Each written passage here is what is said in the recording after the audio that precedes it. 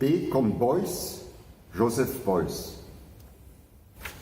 Dans les années 70, la fin des années 70, à la Kunstgewerbeschule Zürich, j'ai vu une exposition au Kunsthaus Zürich de Joseph Beuys, de son œuvre, et j'étais complètement impliqué. Je me trouvais impliqué, ça m'a touché, ça m'a parlé.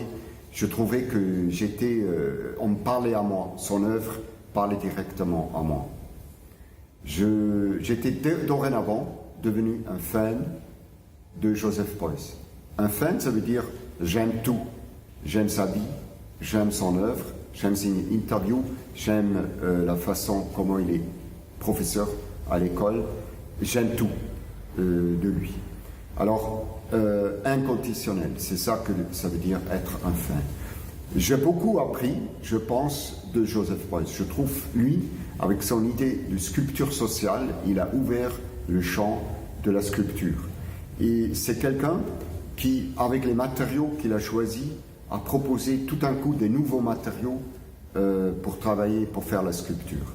Pas seulement des matériaux physiques, mais aussi évidemment la pensée, l'implication, le contact, l'interaction avec les gens, l'échange avec les autres. C'est pour ça que c'est pour moi un modèle. Je pense aussi, pour moi, Joseph Beuys, c'est celui-là qui a ouvert le champ de la politique, parce que lui-même, même si c'était un échec, il s'est engagé directement à la politique, chez les Verts, en Allemagne, avec un échec, mais il l'a fait.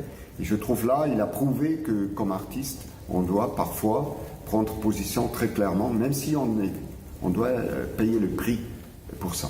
Je trouve qu'il est un modèle aussi de professeur, parce que lui, en tant que professeur, il n'a pas fait en sorte que les autres deviennent des petits Beuys, font comme lui, mais lui, il a cherché, je crois, trouvé aussi chez tout, ou presque tous, les étudiants avec qui il travaillait, d'ailleurs il travaillait avec tout le monde, qui était convaincante et qui voulait travailler avec lui, il les a amenés de être le meilleur de ce qu'il pouvait, lui-même, elle-même.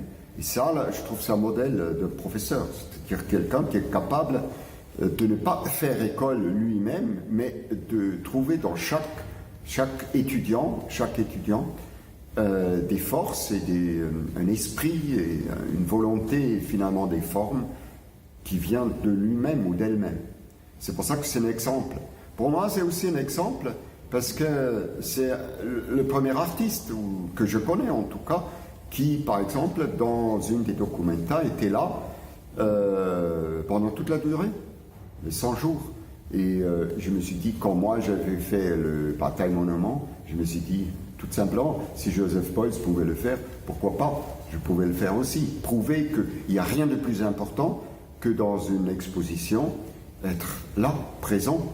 Il n'y a rien d'autre à faire qu'être sur place tous les jours et assumer son travail et vivre l'expérience de son travail.